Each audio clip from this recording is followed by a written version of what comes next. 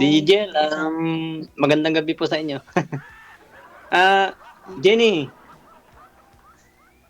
matagal ka na sa sa diyan sa ano, 7 years. Next year, mag 8 years. tagal mo Walang rin ano, uwi-uwi. Ay, beses lang. matagal ka ng OFW ano. May anak ka na ba? May asawa ka dati? Ano ba? May live-in partner lang, hindi kami kasal. Pero may anak ako isa. 21 years old na siya ngayon. Ako sumali rin ako Ikaw? dito kasi naghahanap din ako ng makaka-partner ko. Mm. Kung Ah, siswertehin ikaw, o ano, ikaw po, ako po, anong status mo? ako po may 5 akong anak, 2 nanay. Ah, nakadalawa. Pero wala na po ako. Kasi 1997 kasi nakahiwalay na ako sa kanila. Tapos yung Mm. mga anak ko, malalaki na. May asawa na yung 3. Tapos yung 2, yung isa college, at saka yung isa, matatapos na siya this year. Tapos yung isa, Mm. dadalhin ko na dito ngayon. Naghihintay na lang ng visa. Ah, Uh, Tinatawa na lang. ha? Yung una niyong asawa, sir, ano po yun, naghiwalay lang kayo ng una mong asawa? Meron na po siyang pamilyang iba. O yung pangalawa, ano po nangyari? Hiwalay Meron lang. na rin po siyang pangalawa. Nagpakasal na rin po sila. Hindi po kayo kasal sa kanila pala. Sa una po, may kasal Kasal. ako sa una. Mm. Pero yung pangalawa hindi na. Kasi nag-ano ko ng annulment pero hindi ko na ituloy ngayon eh. Pero siguro susunod. Magagawa ko na yan. Mm. Kayo po ma'am, ma'am Jenny, may asawa ba kayo? Since pumunta ako ng Kuwait, naghiwalay na kami. Pumunta ako ng Kuwait ng 2016 hanggang Kasal po ba kayo? Kuwait. Nung una kong abroad, Kuwait. Mm. Tapos hanggang pag-uwi wala. Kasal po ba kayo? Kasawa nyo? Hindi. Kahit kailan hindi ka nakasal? Hindi. Okay. So, Hindi. anong oras na po dyan sa inyo? Oras dito, alas 5:25. Paalis nga kami. Ilang taong ka na? Gusto Ilang dyan taong sa ka na? spread. Ako, 41. 41. Okay. Ikaw po. Ako, nagsinungaling ako. Sabi ko 49 ako. Sorry po, DJ. Nag-PM mo dito 49, pero ilang taon ka na talaga? Totoo po, 54. I'm 54. 54. Pero hindi alam. Yes. Eh, Napanood mo pero sa live, lang no? po, kasi Napanood nyo sir yung nasundan nyo kanina, no? Opo, Ah. kaya lang di ko natapos kasi nakahiga na ako, inaantok na ako eh. Agapasok ko bukas eh. Parang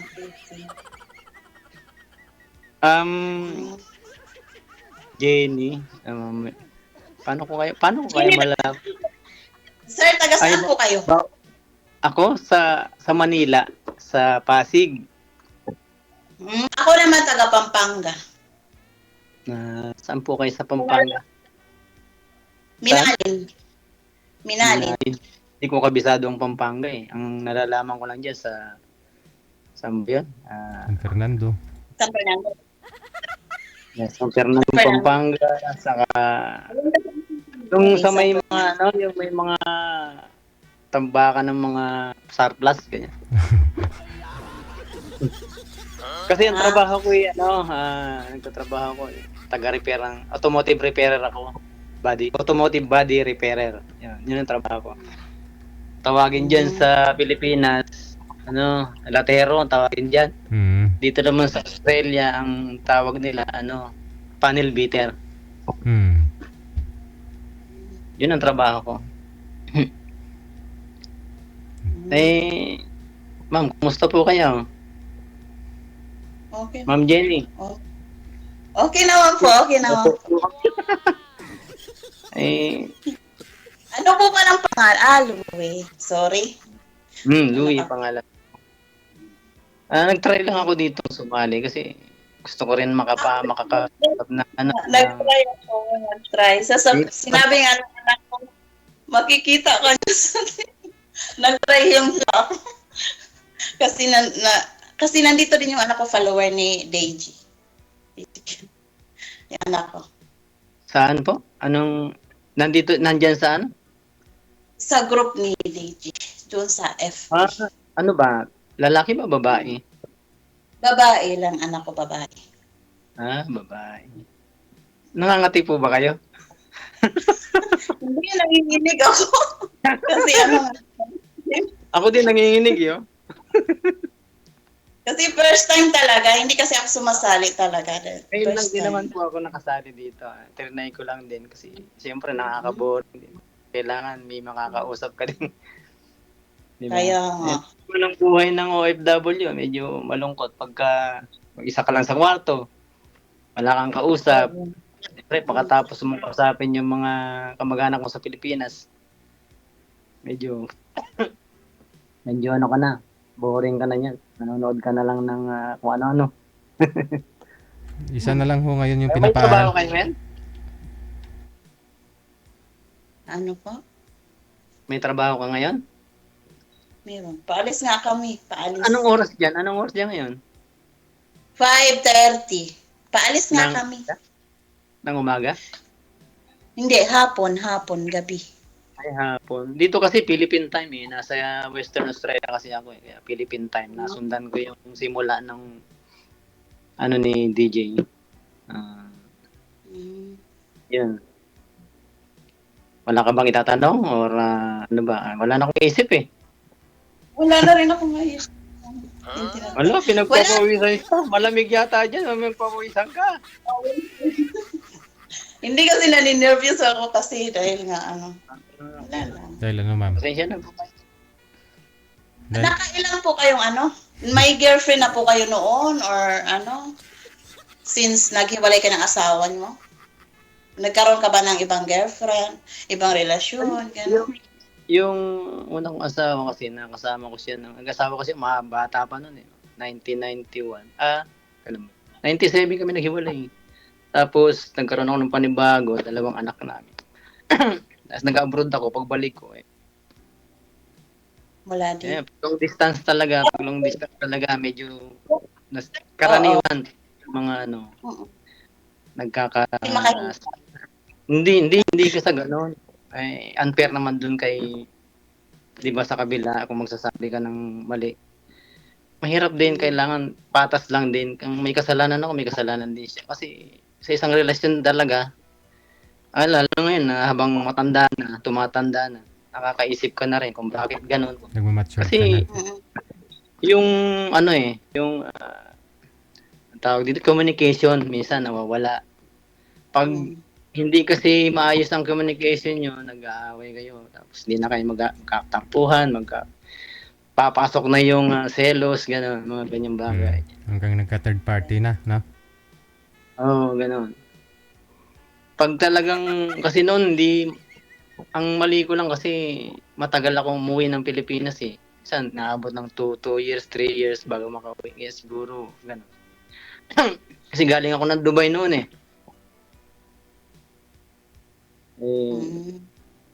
Sa awa naman ng Diyos, nakarating din dito. Sa ngayon, medyo... Ilang taon po? Ay, sorry. Ilang taon yung bunso yung anak? Yung bunso ko, na siya? 18. Dadalhin ko nga siya dito eh, kasi 17 ko siya in-apply. Eksakto birthday niya. Dumami yung requirements ng visa niya dito. Kaya nahirapan ako. Kasi siya eh, kailangan dependent ko siya eh, kasi dapat mabilis lang yung visa niya. So, nahirapan ako ngayon. So ngayon 18 na siya, sir? Oo, 18 na po. Medyo hirap na. Medyo mahirap na. Marami nang inihingi na requirement. Mm-hmm. Tapos ang problema pa, hindi ko apelyido yung ginagamit niya.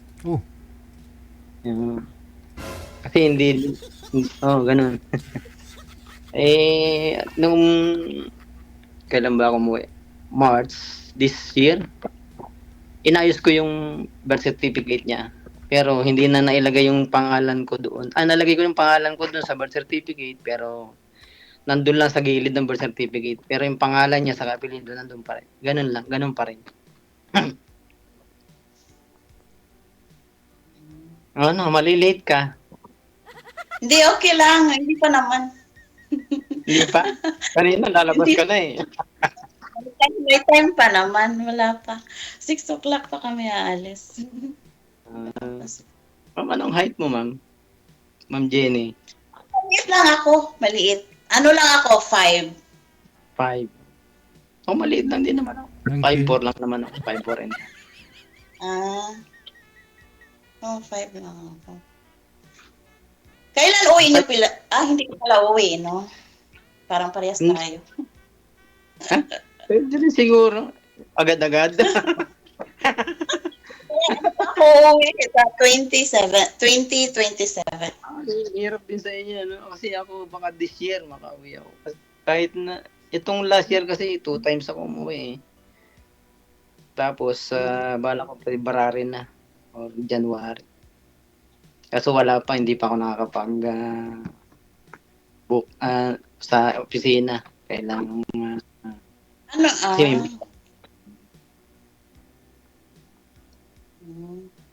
Dati kasi nung pag-uwi ko sa Kuwait dati, dapat ikakasal na ako eh. Binata 'yon.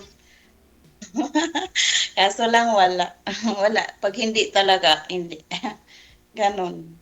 Dati 'yon, mga 2019. Tapos nung naghiwalay, dito na ako sa Oman. 1 year yata pa ako dito sa Oman. Naghiwalay kami. Ano pala ang naging trabaho mo ngayon dyan sa Oman? Bahay. Sa bahay. Bahay. Kaya ng bata. May 3 akong bata inalagaan dito. Expert ka sa pag-aalaga ng bata, no? Expert. Tapos sa Pilipinas naman, isa lang. Dito 3. Malaki naman na, di ba? Yung anak mo. Huh? Malaki naman na yung anak mo, di ba? Oo, 21. Mag-ano nga siya eh, nag-ano siya ng magdo-Dubai. Nag-stop muna siya sa pag-aaral. Bakit? College ba siya? Ano? College siya, college siya, nag-stop muna siya ng 2 year. HM yung course niya. HM o SRM? HM, Hospital Management. Hospitality Management. Hospitality Management. Okay. Yun lang. Wala ka naman sasabi? Nawawala na rin ako lang Baka may itanong ka pa. Ako kasi wala na ako itanong. Baka naman mabait yung personality mo. Naman mabait. Ang ayaw ko lang kasi sa lalaki, yung may bisyo. Yun talaga. Kasi doon kami nung live-in partner ko eh. Yung may bisyo, lahat sa kanya. Kaya, yung parang wala ka. That on, talagang nagiinom ako noon. Nagiinom ng alak. Pero ngayon, medyo pag edad ka na, dumarating na yung mga sakit-sakit sa mga tuhod, tapos kakaroon ka ng rayuma, di ba? Magsalita. Nag-healthy living tayo ngayon. Ayun, medyo pumusyaw yung konting balat, tapos healthy living na, jogging na, exercise. Tapos wala nang alak. Seasonal na, occasionally na. Ganun na. Wala ko kayong masyadong mga kasamang Pinoy dyan, sir? Ang kasama ko po sa pinakang buo ng bahay na to, 4 po na kwarto ito. Doon, Australiano, bata pa. At saka dito, 2 Indiano. Indian. Ikaw lang din po pala yung Pinoy. Pero sa trabaho? Opo. Sa trabaho mo? Sa trabaho, marami akong kasamang Pilipino. Halo-halo. May African, may Indian, may Pakistan, pero mostly maraming Pilipino talaga. Maraming Pilipino. Hindi po kasama yung accommodation ninyo sa trabaho, sir? Bali kayo po mismo Ay, nagbabayad. hindi. Dito po kasi kung ano yung sinuweldo mo, halimbawa, sumisweldo ka ng 50,000 naman, Hmm. tatanggalan ka pa ng tax, tapos yung bahay mo, sarili mo, babayaran mo yon. Tapos hindi naman uso dito yung tricycle. Mm. Kailangan bumili ng sarili mong sasakyan. Mm. Ganun. So mas Pag mag-bus ka, sa trabaho ko kasi hindi ako pwedeng nagbabas lang dahil marami akong bit-bit na tools. Oo. Kailangan may kotse. Bali malayo pa yung boarding mo, yung tinitirahan mo dun sa trabaho mo. Opo. Ano lang naman, nasa ilang kilometer ba yun? Mga 10 kilometer. Mm. Pero saglit lang yun. Almost 15 minutes lang ang biyahe kasi dito. Iba naman ang biyahe rito. Bilis. No? Maganda ang kalsada dito at saka mabilis. Mabilis sila. Mm. Maganda, maayos dito. Lahat. Natahimik si ate ko. Ano kayong iniisip ni ate? Ate Jen. Wala naman. Bali ano na ako kayo dyan, sir? Migrate. Ano po yung visa mo na dyan? Sa ngayon po kasi dumating ako dito, overage na. Hanggang 45 lang yung kanilang pag pwedeng mag-apply ng PR. Oo. Since na dumating ako dito ng 46, 47, hindi na ubra. So Ang ginagawa ko na lang every tapos ng visa, mag-renew. Panibagong mga dokumento.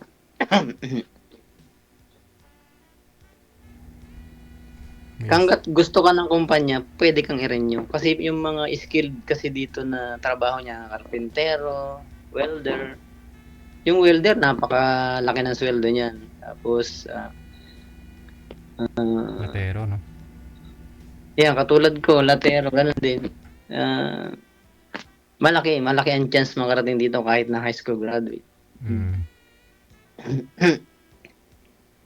Kaya lang, experience po. Sa experience, parang overqualified ako dun sa experience kasi sa Dubai pa lang. 10 years ako dun sa company, sa Toy. Yun din po yung trabaho niya sa Dubai. Latero din. Opo. Mali kasi yung tinambayan ko, maling counter yun. Dapat dito na ako pumunta. Sana kumuha ka lang experience dun kahit 3 years lang, no? Ganon. And sa Pilipinas po kasi, matagal na rin akong nagtrabaho ng ganon. Almost 10 years na rin doon sa Pilipinas. Kaya kaysa na ako mag-apply, mabilis lang. Yun po pala. Kaya lang dito, ang kahirapan lang dito pag mag-apply, yung English. Kailangan mo ipasa yung International English Language Test nila. Sa agency na po yun? I-required po ng immigration yun. Pag hindi mo na ipasa yun, hindi ka rin makakuha ng visa. Okay. Jenny! Ayun, no? Baka kasi may chance, no? Matulungan mo si ma'am papunta dyan, o baka pwede rin siya maglatero. Wala sa din. Kung papalarin po ang bawat isa sa amin, siguro ganun na lang mangyayari. Kaya why Pero not? hindi natin alam po. Nag-join ako dito kasi medyo naghahanap din ako, siyempre. Saka gusto ko kasi yung may companion ka o kaya may kasama ka sa pangmatagalan na talaga. For the future. Kasi sa ngayon, malapit na akong matapos sa responsibilidad ko. Ipon na talaga ako ng full blast. Tapos, yung pag-uwi mo, hindi ka na magtatrabaho talaga ng gano'n kasi magkano lang sweldo sa Pilipinas. Pero mahal rin sila kung dito ka rin sa basta may shop kang sarili, sir. Marami ngayon yung latero kasi patok yan Marami yung pwede rin po. Kaya lang medyo malaki ang niya. Saka gusto ko na rin ayaw ko na rin yung ganitong trabaho pag uwi ko doon. May iba naman, no? Oo. Pwede ka naman siguro mag-open ng business na ganyan, i-assist mo na lang o may asahan kang tao, no? Opo, pwede rin akong mag-tutor sa kanila. Tapos training, gano'n. Tapos mag-artista ka na lang.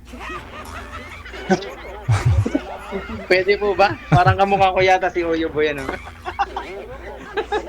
Oh, gusto mo Sorry. naman ibang environment naman, ibang trabaho, ganun. Pwede ka naman, marami namang mga Ano? pwede mong business dito sa Pinas. Basta may kapital lang. Opo. Yung maganda sa kasi nililista ko na yan eh. Maganda. Parang ano lang, pangarap lang na may Oo. plano, yun lang. Kasi Oo. nakalista na siya eh. Tama. No, kasama na po ba yung pag-asawa mo doon kay Ma'am Jenny? Sa lista mo? Hindi ko po alam kung siya yun. yung magiging ano ko eh. Pero tingnan po natin. At hindi ko rin alam kasi si Ma'am Jen, baka hindi rin ako gusto. Mahirap din yun, di ba? Hindi po tayo Hindi, tatapos na ano. Hindi naman natin masabi. At saka, Kasi syempre, ito, kung may ano, dumaan ako dito, makikita din ito ng mga anak ko. Tapos, pakakantsawan ako ng... kung may Facebook, i-add mo na lang ako kasi wala na akong time. Sige. Kasi alis po yata kayo, Or ma'am. may WhatsApp na. Saka dito pala kay Sir Deji pala. Salamat Kasi po. Connected naman na po kayo dito. DJ. Thank you sa inyong dalawa. Okay. Salamat po. Bye. Bye po. Thank you.